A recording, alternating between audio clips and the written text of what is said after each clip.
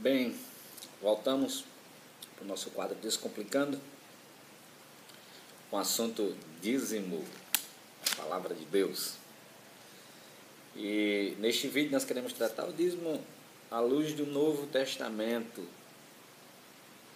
à luz da época de Jesus, da época de Paulo. Como nós falamos no começo, só recapitulando, o dízimo ele vem antes da lei, com a liberalidade, a voluntariedade, a espontaneidade de Abraão, e era entregue para o sacerdócio. Jacó associa isso, né, no mesmo contexto patriarcal, a casa do Senhor. Vem a lei, regulamenta a questão do dízimo, sacerdotes recebem, sacerdotes administram, dando sustento para eles mesmos, os pobres, viúvas e os estrangeiros. Os próprios sacerdotes deveriam tirar uma parte desse dízimo, que era chamado dízimo dos dízimos, como exemplo para eles mesmos. Depois passa essa parte do sacerdócio, chegamos na época pós-cativeiro, Ageu e Malaquias de uma forma mais enérgica, devido à negligência do povo em relação a este assunto e outros assuntos também. Deus cobra essa questão do dízimo. E agora chegamos no Novo Testamento. É aqui onde nós queremos conversar com vocês nesse vídeo.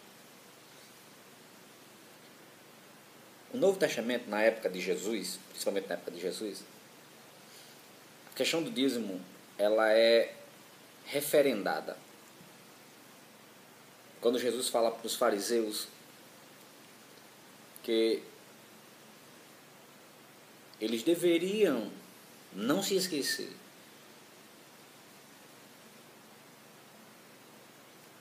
do essencial da lei, que era a justiça, que era a misericórdia.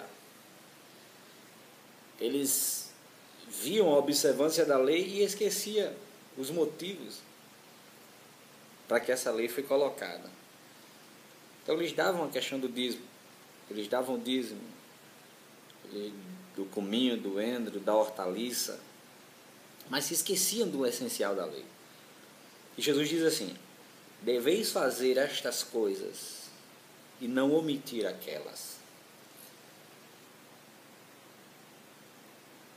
Jesus ele não reprova a questão do dízimo, porque entre os judeus era um assunto fechado. Eles já haviam colocado as coisas no lugar, já haviam se lembrado que precisariam ser fiéis ao Senhor. Então era uma prática comum na época de Jesus. Era um assunto fechado. Jesus cita isso nesta passagem bíblica, cita o assunto do dízimo na passagem de uma parábola, quando o sacerdote ele se orgulhava da questão do dízimo. E como era uma prática comum, eles usavam isso como um argumento para se justificar diante de Deus, quando na verdade não deveria ser usado dessa forma na época de Jesus. Paulo chega e traz as coletas que ele fazia nas igrejas, no livro de Coríntios, principalmente no livro de Coríntios, na segunda carta. Paulo trata isso de uma forma muito aberta. Ele não cita a expressão dízimo, ele não cita a expressão oferta, ele cita a questão de arrecadação. E como nós vimos nos vídeos anteriores, a questão do dízimo era para sustento dos sacerdotes, estrangeiros, órfãos e viúvas, pobres na terra. Paulo cita essa questão de recolher das coletas que ele fazia, que eram para sustento dos obreiros, para sustento dos pobres, para dar assistência àqueles que eram mais necessitados. Adriano, por que ele não cita dízimo? Por que ele não cita o assunto dízimo especificamente? Dízimo, 10%, quadradinho. Porque não era uma prática para a igreja. Paulo não queria que a igreja se justificasse a respeito, como os fariseus faziam, na prática, na observância da lei. Mas o que nós queremos destacar aqui é que havia, sim, uma parte de arrecadação na igreja do Senhor na época de Jesus e na época de Paulo. Paulo dizia assim, que cada um do seu sustento contribua segundo o seu coração. Aí voltamos lá para Abraão, de uma forma voluntária, de uma forma espontânea e de uma forma liberal, reconhecendo a Deus para que outras pessoas fossem assistidas. Por que Paulo não trata do assunto dízimo como uma obrigação? Porque Paulo não queria que as igrejas, que os gentios se justificassem diante de Deus por uma prática que era judaica. Mas se nós colocarmos no espelho a arrecadação de dízimos à luz da lei e a arrecadação de ofertas do Novo Testamento, nós vamos encontrar que o propósito era o mesmo: sustento dos obreiros, sustento da casa do Senhor, manutenção da casa do Senhor. Paulo não se refere a essas coletas como colheitas, ele diz que era do sustento daquelas pessoas. Então, foi passando a época, foi passando os tempos, e a forma de sustento das pessoas não era mais somente a agropecuária, já havia venda de tendas, já havia a questão do salário. Então, as igrejas recolhiam uma parte. Quanto era, irmão Adriano? Não sei.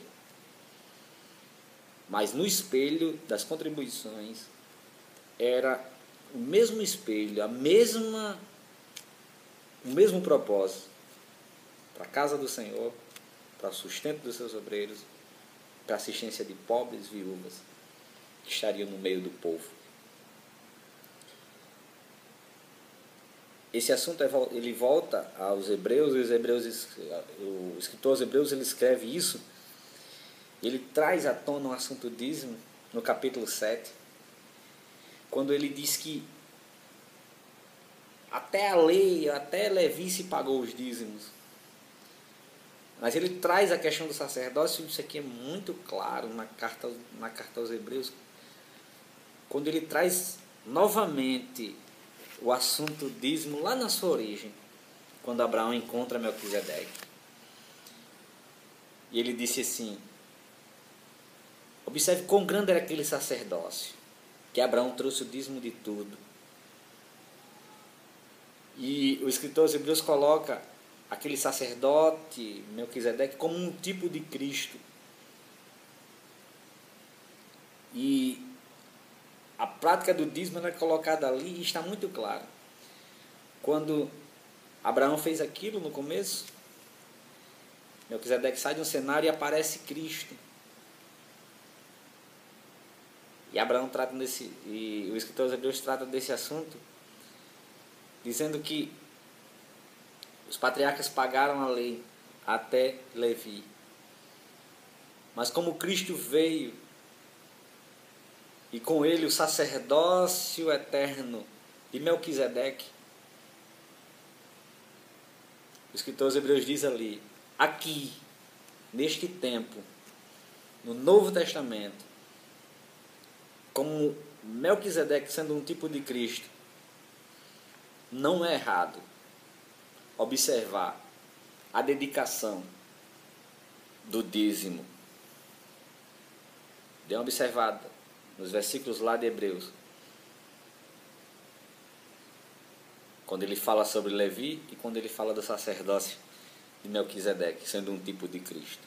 E ele aborda a questão do dízimo propositalmente, que o sacerdócio de Cristo, que era para a sua igreja, um sacerdócio eterno, no Novo Testamento, a questão de contribuição, a questão de doação, ela ainda deve ser praticada, ainda deve ser observada.